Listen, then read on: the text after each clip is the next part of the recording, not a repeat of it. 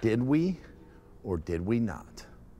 That is the question on this edition of Byron Presents Story Time with Byron.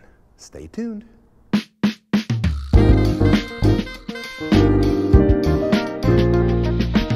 Here's the story. As we talked about a couple of days ago, or in my last video, I screwed up. And Ted still doesn't know. He probably will because, well, he'll see that video and he'll know that I screwed up. So how did I screw up? Well, this week has been an interesting week. How do I start? Well, we were supposed to get a plumbing inspection. I was thinking we were going to get inspected on Monday. I'm not sure exactly what happened, but we did not get the inspection on Monday. Oh, no. Here's how it was. We were going to call for inspection on Monday, and it takes a day, so they were going to come do it Tuesday, but for some reason it was Wednesday. So yeah, we were supposed to have an inspection on Wednesday. When the inspector showed up, I'm going to show you what he saw. So these are our plans. These are what they call blueprints. They must have been blue at some point, but they're not blue now. So these are the set of prints that we sent into the city, and they were stamped. They were stamped here. My indication, or my thought was, hey, they're stamped, they're good. Well, when the inspector showed up, he was looking for not only that stamp, but a different stamp.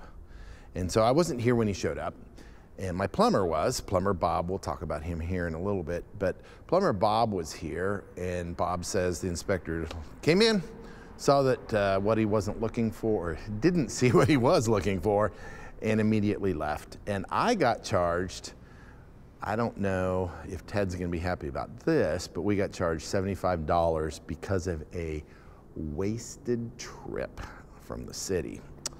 That's what it's like dealing with the city. So I went back to my office, scrambled, tried to figure out what was wrong, figured out what was wrong. I had the right plans, I just didn't have them printed out. I was a little, well, I just didn't know, so ignorance is bliss. And I sent them into the printer on Wednesday at some point, and I said I wanted them on Thursday because the inspection was gonna be on Friday, or that's what we were shooting for. So I waited till Thursday. I called the blueprint company because I hadn't seen or heard from them, and the phone rang and nobody answered. So I called about an hour later and the phone rang and nobody answered. So I decided to go to the blueprint shop because it's a couple of miles from here at our facility, and it was dark.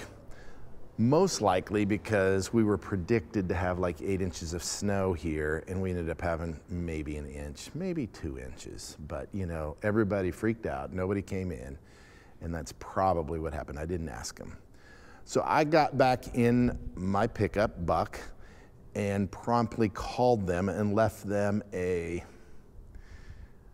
not a mean voicemail, but it was frustrated voicemail, as in, hey, I really needed these because I have an inspection in the morning and I'm expecting these. So I scrambled and I found a printer to just print out a smaller version, 11 by 17 version of what I needed. We contacted the inspector. He said, hey, that would be okay. So I had this prepared for him. Then on my way to work on Friday morning, I got a call from the blueprint company, and they said, oh, sorry we missed you yesterday, but you can come by and get your blueprints. And so I promptly went straight there, got the blueprints, and had them here for the inspection.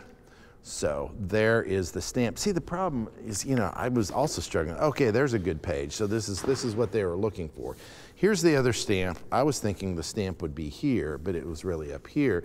And it was kind of hidden in some of these pages. See, it's hard to see that because it's over the top of the plan, which is a whole nother story. So it was my fault. So that's just my fault. So we got that figured out. We got the plans figured out. So we had the right plans. We had them ready. We were waiting for the inspector to show up. Meanwhile, before we were just waiting for the inspector, Plumber Bob interesting character. He was struggling a bit because of all these pipes here. So he had, they call it 10-foot head of water. See that tall pipe? So they cap all the pipes and then they fill that 10 feet high with water to see if the junctions or if there's any leaks anywhere. So if the water goes down, then you know you have a leak somewhere. Well, the water was going down that morning. And so Bob calls me and say, hey man, I don't know what's going on, blah, blah, blah. It's been cold here. He thought there was some freezing going on. So he was scrambling a bit. Luckily, the inspector didn't come until the afternoon.